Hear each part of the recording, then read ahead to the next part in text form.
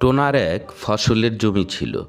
সেই জমিতে একদিন টোনা কাজ করছিল। এমন সময় সেখানে কাক এসে বলে, টোনা, শোনো, আমার কাছে একটা বুদ্ধি আছে। এসো, আমরা দুজনে মিলে তোমার জমিতে ধান চাষ করি।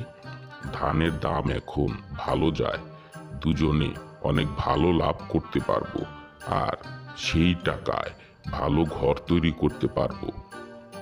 কাক ভাই, এখনো চাষাবাদি শুরু করতে পারলাম না, আর তুমি ফসল বিক্রি করে ঘর তৈরি করে ফেলেছ। যদি ভালো ফসল তৈরি করতে চাও তাহলে পরিশ্রম করতে হবে। দুজনে মিলে চাষাবাদ করলে তাহলে হয়তো আমরা বেশি ফলন ফলাতে পারবো। এসো, তাহলে অর্ধেক কাজ তুমি করবে আর অর্ধেক কাজ করব আমি। হ্যাঁ, ঠিক আছে, আমি করব।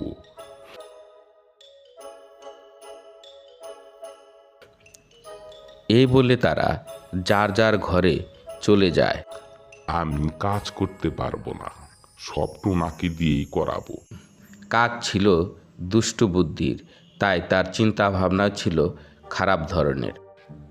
কাক ভাই আমার থেকে বড়, ফসল ভালো হলে আমি তাকে একটু বেশিই দেব।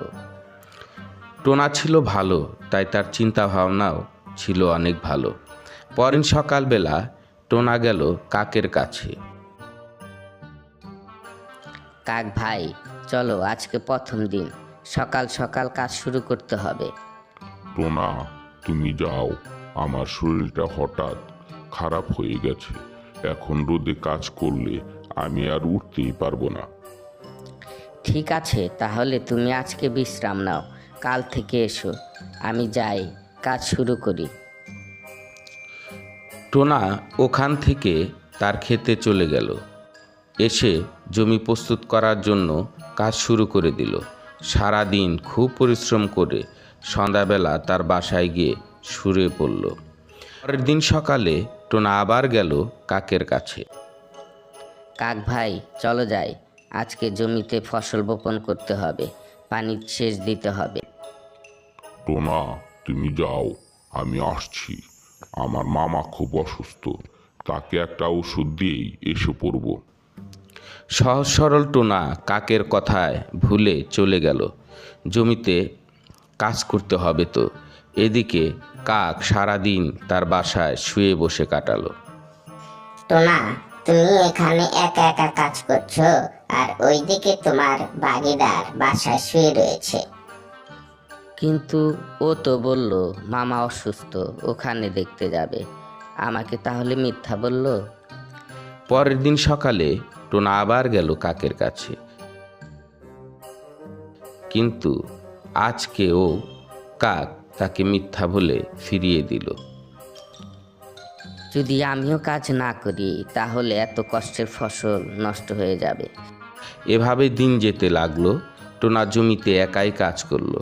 এক সময় জমির ফসল কাটার সময় হয়ে গেল। টোনা আবার গেল কাকের কাছে। কাক ভাই, চলো, ফসল অনেক ভালো হয়েছে, এখন কাটতে হবে। তাই নাকি টোনা? তুমি যাও, আমি এখনই আসতেছি। টোনা বুঝলো কাক আজকেও আসবে না। টোনা জমির ফসল সব কেটে ধান মাড়াই করে ধান আলাদা আর খড় আলাদা করে রাখলো। এদিকে আকাশও মেঘাচ্ছন্ন হয়ে গেছে, যে কোনো সময় ঝড় বৃষ্টি শুরু হবে। বিকেলবেলা কাক এসে ধানের উপর বসে পড়ল। টোনা, এই সব ধান আমার, আর ওই খড়গুলো তোমার। এ কি বলছো? এটা তোমার অন্যায়। সব কাজ করলাম আমি, আর তুমি সব ফসল নেবে? আমি তো অর্ধেক ধান নেবই। আমি কাক, আমার সাথে লাগতে আসিস না, তাহলে তোকে মেরেই ফেলবো। এভাবে জোর জুলুম করো না কাক ভাই, আল্লাহর গজব পড়বে তোমার উপর। এমন সময় ঝড় বৃষ্টি শুরু হয়ে গেল। টোনা ঝড়ের হাত থেকে বাঁচার জন্য খড়ের গাদার নিচে আশ্রয় নিল। আর কাক তার লোভ সামলাতে না পেরে সেই ধানের নিচেই গিয়ে বসে পড়ল। এতে বৃষ্টি আর ধানের ভারে সে সেখানেই চিরেচেপ্টা হয়ে মরে পড়ে রইল।